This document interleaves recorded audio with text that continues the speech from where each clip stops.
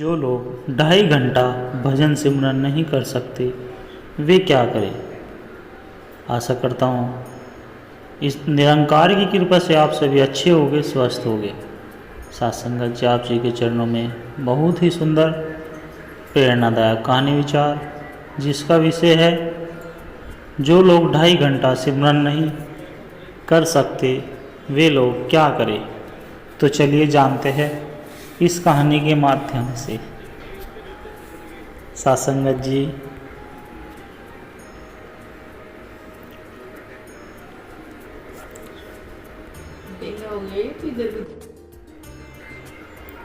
हर रोज प्रभु का नाम लेना चाहिए, ये तो सब जानते हैं, पर क्या हर कोई ले पाता है। कोई कहता है समय नहीं मिलता, कोई कहता है मन नहीं लगता, तो कोई बस एक बार कोशिश करके छोड़ देता है।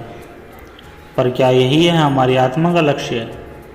क्या सिर्फ कोशिश करना काफ़ी है? और अगर 2.5 घंटे भजन सिमरन नहीं हो पा रहा है तो क्या हम भगवान से दूर होते जा रहे हैं, या फिर कुछ और रास्ता है जो हमारे लिए खुला है। आज की ये कथा जो 2.5 घंटे नहीं कर पाए वो क्या करे, एक साधारण गृहस्थ के संघर्ष से शुरू होती है और परमात्मा की अपार कृपा तक पहुंचती है।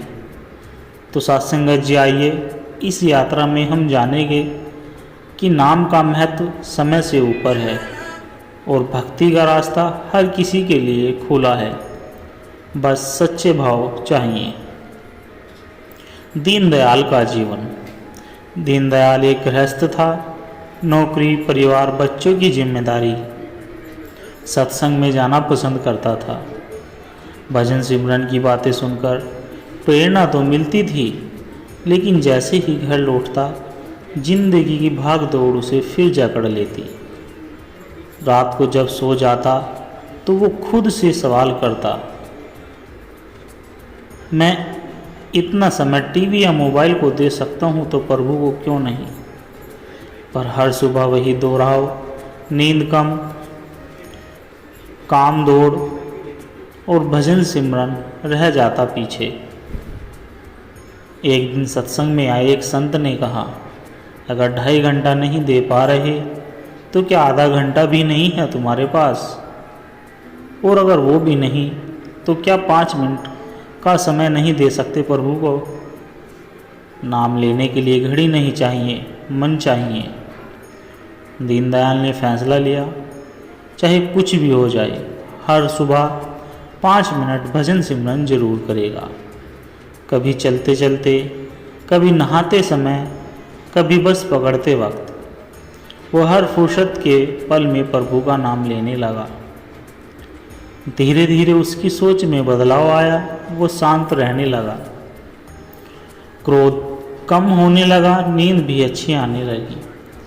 सबसे बड़ी बात यह हुई, अब उसे खुद पर गर्व था कि वो भले 2.5 घंटे नहीं कर पा रहा, लेकिन नियमित रूप से भजन सिमरन कर रहा है। कई महीनों के बाद फिर वही संत शहर आए। दीनदयाल उनके चरणों में गिरकर बोला, मैं अब भी 2.5 घंटे नहीं कर पाता, लेकिन रोज 20 से 30 मिनट निकाल लेता हूँ। संत मुस्कुराए और बोले, 2.5 घंटे करने से प्रभु खुश नहीं होते, तुम्हारी कोशिश से होते हैं। जो 2.5 घंटे नहीं कर पाया, अगर वह भी सच्चे भाव से एक क्षण प्रभु का नाम ले तो वह भी मोक्ष का अधिकारी है। सत्संगत जी, इस कथा का सार यही है कि कम समय सही पर सच्चे मन से 2.5 घंटे की भजन सिमरन एक लक्ष्य है, लेकिन शुरुआत 1 मिनट से भी हो सकती है। जरूरत है इच्छा की, नियत की और भक्ति की। फिर धीरे धीरे परमात्मा खुद ही समय निकलवा लेंगे। नाम छूट गया लेकिन कृपा नहीं छूटी। एक ऐसे इंसान की कहानी जो 2.5 घंटे सिमरन नहीं कर सका, लेकिन भगवान उसे फिर भी नहीं भूले। एक ऐसा इंसान जो न कोई संत था, न कोई ज्ञानी, न कभी सत्संग में आके बैठा, न माइक पर बोला, अगर हर बार यही कहता रहा मुझे नहीं होगा इतना इतना लंबा सिमरन, और फिर एक दिन उसका जीवन ऐसे पलटा कि वो खुद भी नहीं समझ पाया। भगवान तो मुझे बहुत पहले से सहज रहे थे, आज हम सुनेंगे उनका नहीं बल्कि उसकी भक्ति का कमाल। सत्संगत जी। गजानन एक छोटे शहर में रहने वाला ऑटो चालक था। जिंदगी में परेशानियां ही परेशानियां, बीमार पत्नी, 2 छोटे बच्चे, किराए का घर और दिन भर की मेहनत। हर कोई चाहता भजन सिमरन कर शांति मिलेगी। वो हंस देता, 2.5 घंटे बैठो तो बच्चे भूखे हो सो जाएंगे। गजानन रोज सुबह उठते ही बस एक बात कहता, हे भगवान आज भी संभाल लेना। ऑटो चलाते वक्त जब सिग्नल पर रुकता तो आंखें बंद कर बस नाम लेता, निरंकार निरंकार। कभी किसी गरीब को मुफ्त बैठा लेता, कहता इसी में सेवा है। वो 2.5 घंटे नहीं करता, पर उसका जीवन ही धीरे धीरे भक्ति बन गया। एक दिन सड़क हादसे में गजानन बुरी तरह घायल हो गया। हॉस्पिटल में उसे आईसीयू में रखा गया। डॉक्टर्स ने कहा बचने की उम्मीद बहुत कम है, लेकिन पत्नी ने सिर्फ एक बात कही, वो 2.5 घंटे भजन नहीं करता पर रोज नाम लेता है, भगवान जरूर साथ होंगे। गजानन को होश नहीं था, पर उसे एक प्रकाश का अनुभव हुआ। एक आवाज़ आई, हमने तेरे सच्चे मन को देखा है, तू घड़ी नहीं देखता था पर दिल से पुकारता था। गजानन जैसे अंदर से कहा, मैं तो नाम के लायक भी नहीं, और वही उत्तर आया, नाम लेने लायक कोई नहीं होता, जो भाव से बुला ले वही हमारा हो जाता है। गजानन को होश आ गया। डॉक्टर्स ने कहा ये चमत्कार है, ऐसा केस तो हमने पहली बार देखा। पत्नी रो पड़ी और बोली, जो 2.5 घंटे नहीं कर सकता उसे भी भगवान ने उतना ही संभाल लिया जितना किसी तपस्वी को करते हैं।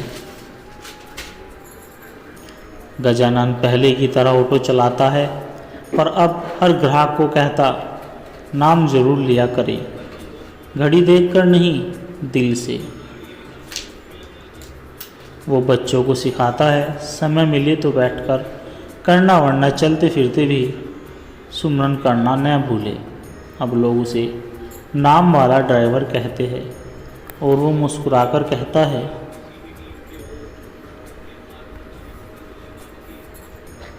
मैं 2.5 घंटे नहीं कर सका, पर भगवान ने मुझे एक पल के नाम से भी थाम लिया। सत्संगत जी, जो लोग 2.5 घंटे नहीं कर पाते उनके लिए एक कहानी जवाब है। भगवान समय नहीं देखते, सिर्फ भाव देखते हैं, और जिसने एक पल भी सच्चे भाव से पुकारा उसके जीवन में कभी अंधेरा नहीं रह सकता।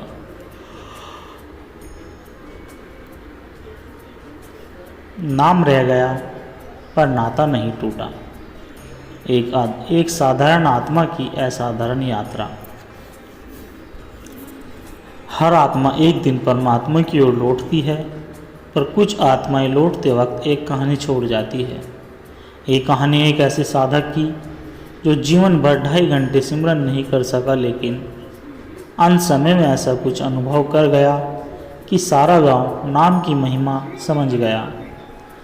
आज हम उसी की यात्रा में चलेंगे जहां पश्चाताप, करुणा, भक्ति और अंत में कृपा की वर्षा होती है। सत्संगत जी, ये कथा सिर्फ एक इंसान की नहीं, हम सब की है, जो कभी समय के कारण, कभी मन की हालात के कारण प्रभु को टालते हैं, पर वो प्रभु हमें कभी नहीं टालते। गांव का एक किसान जिसका नाम हरिदास था, उसका सादा जीवन, ईमानदारी, लेकिन प्रभु से दूरी। वो कहता था, भजन सिमरन बाद में कर लूँगा, अभी खेतों में बहुत काम है।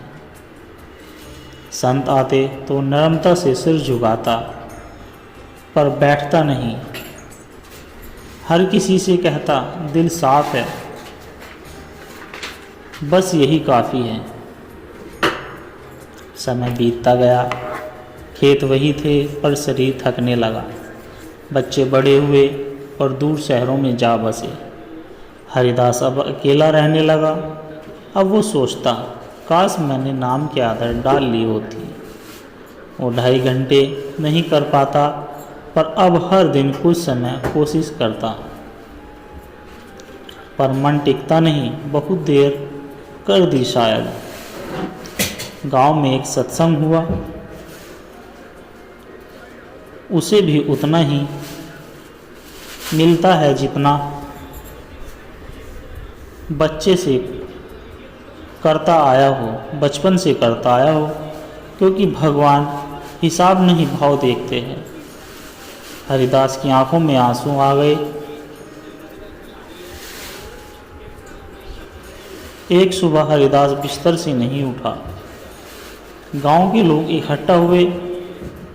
वो आंखें बंद किए मुस्कुरा रहा था। किसी ने पूछा, दादा कुछ कहना है? हरिदास धीमे से बोले, आज सारा जीवन सामने आ रहा है। मैंने नाम नहीं लिया, फिर भी वो मुझे लेने आए हैं। और उनकी आंखों में एक आंसू बहा और होठों पर था, निरंकार निरंकार। हरिदास की मौत एक संदेश बन गई। हर किसी ने कहा, जिसने अंतिम समय में नाम लिया वो भी परमात्मा से जुड़ गया। अब गांव के कई लोग सुबह 5 मिनट सिमरन करने लगे। किसी ने कहा, 2.5 घंटे नहीं हो पाए तो क्या, कम से कम वो एक पल की पुकार तो हो। जिसे भगवान को लगे अब ये आत्मा मुझे सच में चाहती है। कुछ समय बाद वही संत फिर गांव में आए। किसी ने हरिदास की बात बताई। संत बोले, जिसने अंतिम क्षण में नाम लिया उसने जीवन की सबसे बड़ी साधना कर ली। क्योंकि जब सांस कम रह जाए और फिर भी नाम लिया जाए तो वो नाम सीधे प्रभु तक पहुंचता है।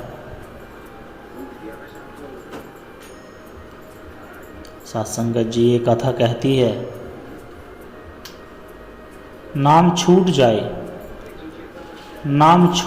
तब भी नाता नहीं छूटता, पर जब भी भाव से पुकारो परमात्मा हर पल सुनते हैं। 2.5 घंटे भजन सिमरन श्रेष्ठ है, लेकिन एक सच्चा पल भी पूरी आत्मा को प्रभु से जोड़ सकता है। हर कोई जीतना चाहता है, पर जीतता कौन है? वो जो सबसे तेज दौड़ता है? नहीं, वो जीतता है जो गिरकर भी रुकता नहीं। आज की कहानी अर्जुन नाम के एक साधारण लड़के की है, जो जिंदगी की हर ठोकर को सीढ़ी बनाता है। उसने अपने हालात को बदला नहीं, बल्कि खुद को बदल लिया। और फिर एक दिन वो वहीं पहुंचा जहां तक कभी सोचा भी नहीं था, और सोचना भी उसके लिए सपना था।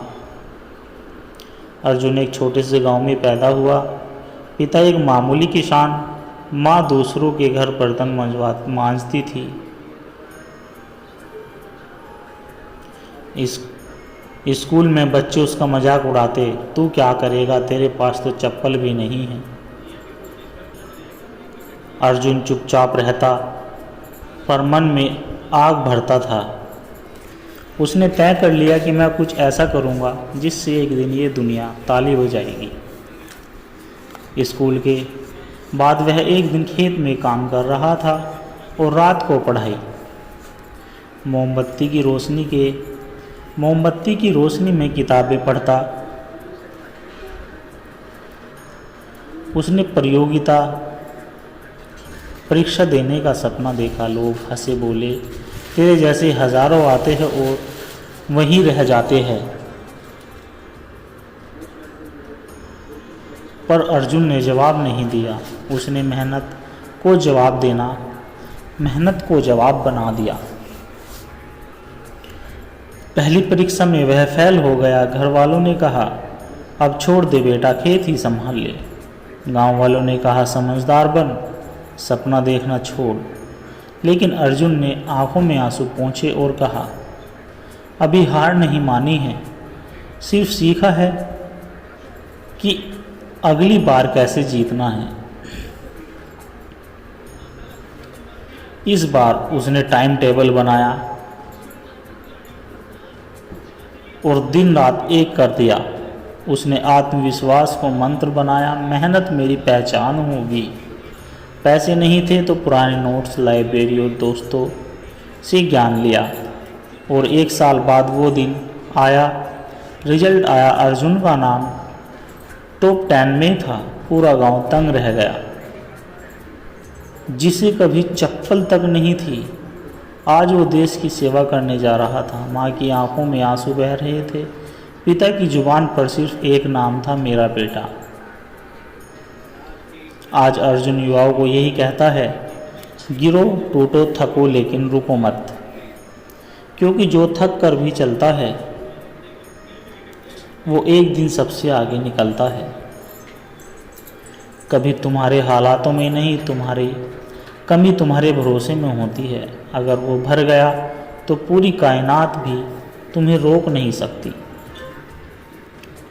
साथ संगत जी, इस कहानी से हमें सीख मिलती है, सपना वह नहीं होता, सपना वही नहीं जो सोते वक्त आए, सपना वो है जो नींद तोड़ दे। अर्जुन जैसे लाखों युवा है, बस उन्हें चाहिए एक आत्मविश्वास, एक लक्ष्य और कभी न रुकने वाला इरादा। फिर कोई भी गरीबी के ताने, असफलता या हालात उन्हें रोक नहीं सकती। साथ संगत जी, सत्संग का एक दिन और जीवन बदल गया।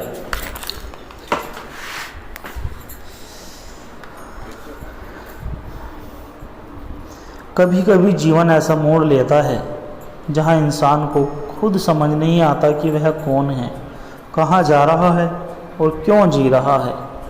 लेकिन ऐसे ही अंधेरे में जब कोई सत्संग का दीपक जलाता है तो भीतर एक उजाला फैलता है जो केवल रास्ता ही नहीं दिखाता बल्कि हम कौन हैं ये भी बता देता है।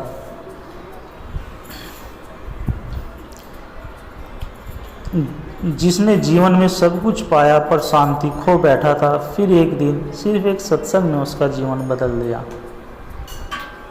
एक सफल लेकिन खोया हुआ युवक, साथ संगत जी, राघव एक बड़े शहर में सॉफ्टवेयर इंजीनियर था। पैसा था, बंगला था, गाड़ी थी, पर मन में खालीपन था।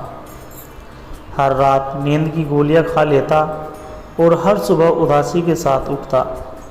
एक दिन उसने अपनी डायरी में लिखा, मैं जी तो रहा हूँ पर क्यों ये नहीं जानता।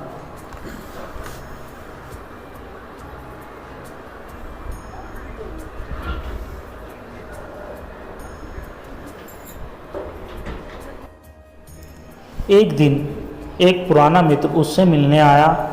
बातों बातों में बोला, चल न एक सत्संग में चले। राघव ने हंसकर टालना चाहा पर भीतर कुछ टूटा हुआ था। सोच लिया शायद वहाँ कुछ शांति मिले और चल दिया। हॉल में बैठते ही शांति का अनुभव हुआ। बोलने वाले संत की वाणी में गूंज नहीं थी, गहराई थी। संत ने कहा, जो बाहर दौड़ रहा है वो अंदर खाली होता है और जो भीतर भर जाए वो बाहर कभी नहीं टूटता। राघव की आंखें भर आई। ये तो जैसे उसी की कहानी थी। राघव ने पहली बार रात को बिना नींद की गोली के सोया। उसने स्वभाव से पहली बार आत्मा को देखा। सुबह उठकर एक अलग ऊर्जा थी। अब उसका दिन ईमेल से नहीं, नाम स्मरण से शुरू होता था। सत्संग से वो सिर्फ विचार नहीं, जीवन का सार लेकर आया था। अब ऑफिस वहीं था, काम वही था, लेकिन दृष्टिकोण बदल गया था। अब हर काम सेवा बन गया, हर व्यक्ति में ईश्वर को देखने लगा। वो हफ्ते में एक बार सत्संग जाता, पर रोज अपने जीवन में उसे जीता था। अब राघव खुद युवाओं को कहता, अगर जीवन में शांति चाहिए तो एक बार सत्संग जाना जरूर चाहिए, क्योंकि वहाँ तुम खुद से मिलते हो, और खुद से मिलना ही परमात्मा से मिलना है।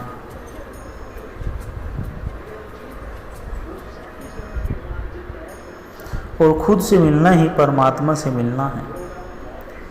अब उसके जीवन का सूत्र है, बाहर की दौड़ खत्म नहीं होगी, लेकिन अगर भीतर स्थिरता आ जाए तो हर तूफान भी वंदन बन जाता है।